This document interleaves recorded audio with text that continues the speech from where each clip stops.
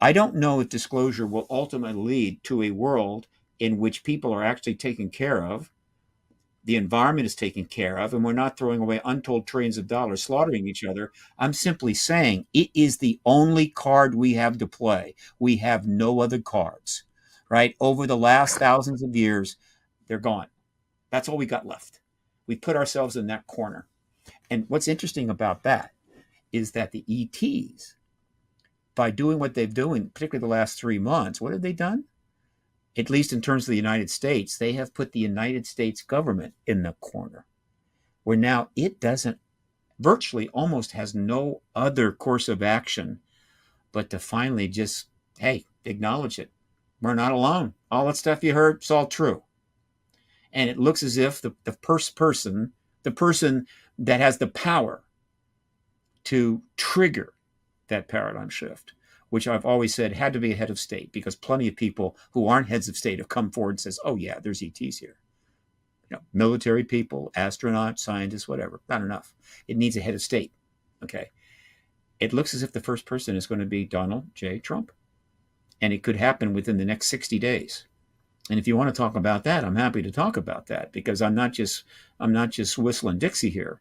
It's just literally coming up very, very fast. It looks as if he is the head of state that gets the last chair when the music stops. I don't know if I answered your question, but I gave it a shot. I've asked 3 questions in an hour and 15 minutes, so I think I'm going to have to insert my responses a little bit. We've kind of moved way It's going to past. get better. I'm going to It's try all to good. shift to shorter answers. No worries. I want to hear what you have to say. You've said so many things I wanted to respond to. I just don't even have, it's not even worth going back to. It's okay. Yeah, all good. Yeah, let's talk about Donald Trump here and this revelation that may come the day after inauguration, where he's going to, like you mentioned at the beginning, sort of reveal, this thing about the drones, assuming. But let's take a different approach a little bit here. Let's assume that the drones have nothing to do with NHI. Let's just for thought's sake here. Let's assume that's you mean everything that is being seen. Everything that's being seen has nothing to do with NHI. Okay. Yeah. Let's just assume that that's not whatever. Okay. Let's just assume the drones aren't even happening. Period. That none of this has happened. Donald Trump takes office. What is his path to disclosure based on everything else besides that? Does that make sense? Like, what would he? Why is he going to be any different than Biden to bring us, the truth? Is it the NHI are going to force him into revealing the truth, or it's going to come from the Trump administration? Do you see something more of an advantage that Trump and his team are coming into office rather than and Biden? And why didn't Trump reveal the truth back in 2016 to 2020? Okay. First of all, this last 3 months, where the drone or the phenomena situation just escalated to a situation to a place where the government simply can't even explain it, is not just putting pressure on our next president. It's putting pressure on every head of state, not the only one.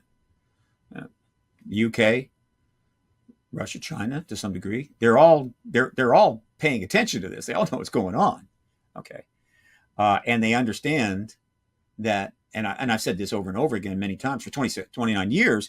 They understand if the ETs are forcing this finally out one way or the other, that if that's going to happen, if I'm Vladimir Putin or I'm Xi Jinping, maybe even the Prime Minister of the UK, though I doubt it, but certainly those two, I might just move. I wouldn't wait for Trump. I'd go ahead and do it in order for that incredible historical event and all that it means comes to me. Right? I get it. I'm the person. First head of state. I've been saying that for 29 years. I've given more interviews on this subject than any living person. And I'm not bragging so much. It's just that's the way it worked out. More than Stan Friedman. Pick anybody. Because that's just what I do. And that's the role I can't sit still long enough to write a book. Right. I got ADD up the yin yang. And so, but I'm a communicator. So I've done that. And in those interviews, hundreds and hundreds of times, I've made a very simple statement. that I would love to go over to the Pentagon and sit down with the Secretary of Defense or even a president and say this, gentlemen, ladies, unless Vladimir Putin or Xi Jinping are on the payroll of the CIA and are getting a W-2 form and basically are totally under your control, either one of those authoritarian rulers could go tomorrow and tell the world there's an extraterrestrial presence and confirm it with all the evidence you could possibly need. And in which case, they lead the world into the post-disclosure era, not you. And your president, whether it's Bush or whether it's Obama or Biden or even Trump, you will have to follow suit. Second, maybe even third, and then explain to your people how that happened, right? And that's going to be an image and an historical and an ontological problem for you. It's going to be catastrophic in a lot of ways. We'll be in the post-disclosure world, but the United States is really in a bad place. And I say it over and over again, but they don't do it.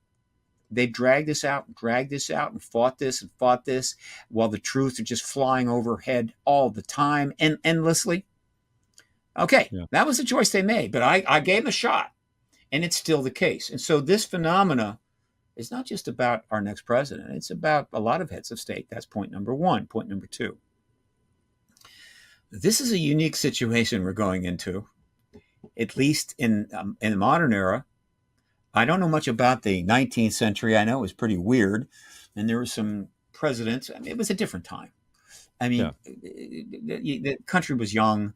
You can't even compare it. But in the modern era, starting in 1900, we have never had a presidency about to happen like this one, even transcending his last time in office. Okay, right? That was almost unprecedented. This is going to take it to another level.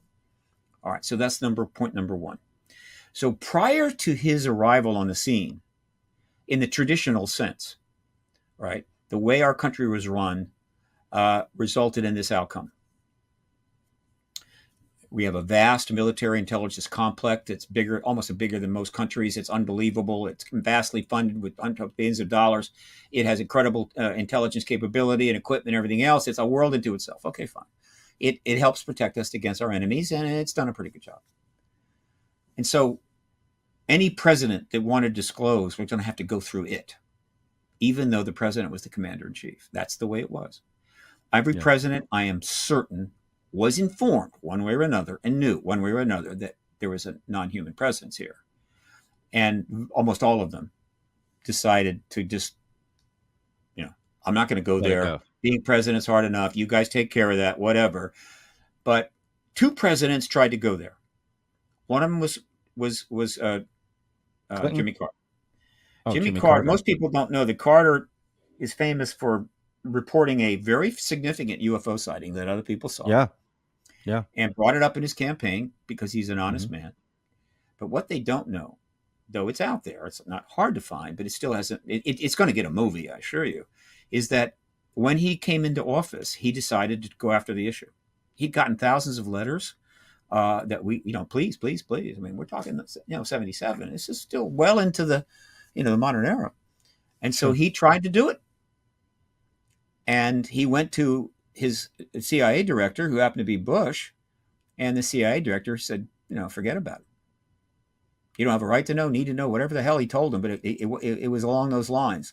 We have no actual confirmation of the words, but we got a pretty good idea. Okay, he went to other people, right, regarding this. Exactly which ones, it doesn't really matter, but we know he talked to more parts of the military intelligence community or his own, like NASA even. He wouldn't cooperate, nothing. And so ultimately, in order to save face, Marcia Smith, who worked at the Library of Congress, agreed to do a study, right? And that study was done. The reason we know a lot about this is Danny Sheehan was brought into that study. And so he was involved in it. And so eventually a report was done. It was called, I think, the UFO Enigma. And Danny Sheehan was given a chance to look at some evidence, and they just sort of wrapped it up and off you go. But it was non-trivial. and it triggered Danny Sheehan. So it did have an impact on where things are going to go. He had a role in Is the that disclosure the incident where he went to that room and saw the microfilm and wrote down this? That's Okay, yeah. Just trying to make sure I Library of know. Right. Congress, Yeah. the new Library of Congress basement. And so, Got it. so that is one of the reasons why I just put Jimmy Carter up on the in memoriam page of the paradigmresearchgroup.org website, because he did have a significant role in this. But again, that was it. Nothing more. Okay. So years go by and the Soviet Union collapses. The Cold War is basically over. The doors are opening. There's worldview change underway. It's all very cool. And it just so happens the president is Bill Clinton. And once again, a president tried to engage the issue head on with the encouragement. And, well, there was a project funded by Lawrence Rockefeller to help bring people together, did reports. They weren't spending government money. And they went through the Office of Science Technology Policy, which had to cooperate because Rockefeller was a big deal and a friend of the Clintons and a big funder. And so this went on for 3 years, called the Rockefeller Initiative. And Clinton tried to do something. John Podesta was the person pretty much that was interfacing on this to try to maybe get some files out, get something, right? Yeah. Because Rockefeller wanted the files out. He wanted the truth embargo ended. Yeah. And the Department of Defense was pressured way more than it was by Carter.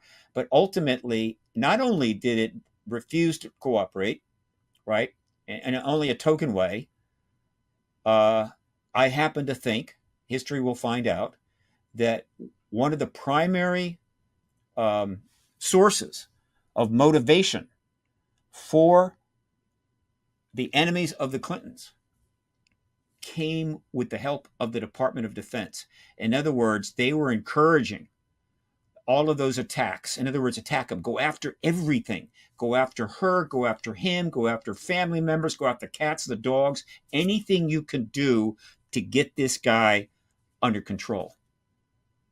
The guy wants the UFO files, right? And that's unacceptable. Yeah. And so it didn't go well, right? And then he won again. And I think they were probably scared to death that now as a lame duck, he could really, the president could still end this. Any one of those presidents could do it. They didn't need any help from the DOD per se. They could just simply gone public and raised holy hell, started firing people. Sure. But they got lucky because Clinton's wife wanted to run for president and they found Monica Lewinsky. And so they kept him under, that was it. So there is 2 presidents that made a run. Okay. Jimmy Carter and Bill Clinton.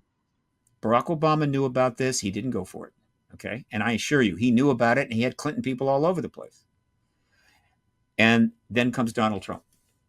Yeah. Donald Trump he comes in the first time. Okay. Yeah. And he's a black swan. Nobody knows what the hell's going on here. How did this happen? Whatever. All right.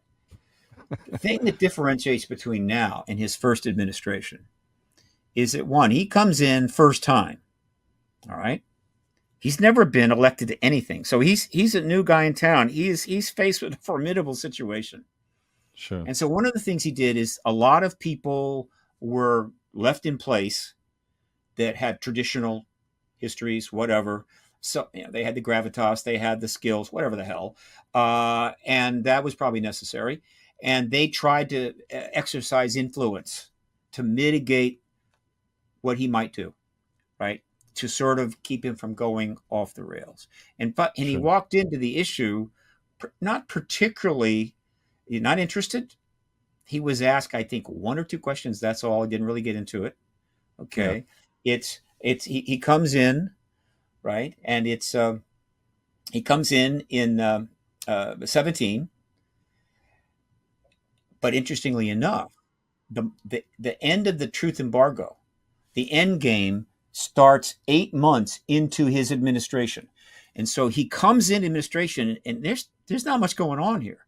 It doesn't really start happening until October of 17. And it took several years to develop. I'm talking about the To the Stars Academy and the New York Times articles. That's what launched the end game. That's what launched the final era of the truth embargo. And so it's happening while he's doing his other stuff. Okay. And so it just wasn't in play. 4 years go by. And in those 4 years of the Biden administration, all hell breaks loose. after 3 years of the two year, a little over 2 years of the it was 18, 19, 3 years of the post New York Times articles, and a lot is happening, right? A lot is happening. He leaves, Biden comes in, and during the Biden administration, all hell breaks loose. The end of the truth embargo, which I think we're approaching, starts to take off in December of 2017. It was a long runway. It didn't actually rotate until essentially 2021, right? Literally at the starting of the Biden administration. And over the next 4 years, what happened was, one, we had 8 congressional hearings. Prior to that, there hadn't been one since 1968. Yeah. We had 4 tranches of legislation, each one broader than the next. Never happened before, never a single piece of legislation. Witnesses started coming forward. Massive media coverage, right? Since 2017, I have logged in at my print media archive, which I can show you if you want. 6,000 articles, mainstream press, English language, right, covering this issue in a reasonable way. The amount of debunking articles, maybe less than 2%, 2 or 3% tops, maybe 1%, right? Huge media coverage, right? And all kinds of development. All that is happening during that 4 years. And it kept escalating and escalating until we got to a confrontational point where you got pushback from the Department of Defense on the Schumer bill and what have you. All of this happened during the Biden administration. Yeah. Right? And so now Trump wins the election and he's coming back. Yep. This time he's coming back into a very different situation. During his campaign, he was asked many times about the UFO issue. The only other presidential candidate or president who was asked more about this issue was Hillary Clinton. Yeah. And while his responses are limited and not expansive, they have generally been positive. He even brought it up on the Joe Rogan show, which has now been seen by, I don't know, several billion people. All right. And so and not only that, people around him have brought it up. In other words, the issue has caught up with the MAGA world. Sure. Right? The second thing is that unlike the first time around, the people that are, quote, running the swamp, I guess you could say, many of which were carryovers that were, because he couldn't replace them, who eventually, though, it didn't work out. This time it's all his people. So the Secretary of Defense is going to be his man. The CIA director, his man. The Director of National Intelligence, all the way down the line. There's going to be a degree of acquiescence and loyalty to him that no president has ever had from the appointees that ultimately ran these institutions. So that's another point. All right. And so when you add in this massive display of ET prowess, right, that has driven the current administration and the current government to a point where John Kirby has to come out and give those answers to those questions. The idea that it's going to fall to Trump becomes a little more understandable. He has no limitations, and as my call on this, and again, it always ends up being interpreted as a absolute prediction. I mean, I've talked to some ancient warrior in the past or the future, and they've told me, no, it's not that. It's that I'm making a call now for people to consider as they contemplate how they're going to, schedule their vacations. Sure. Is that you think he will be the disclosure president, essentially? Yeah, within the first 30, maybe 60 days.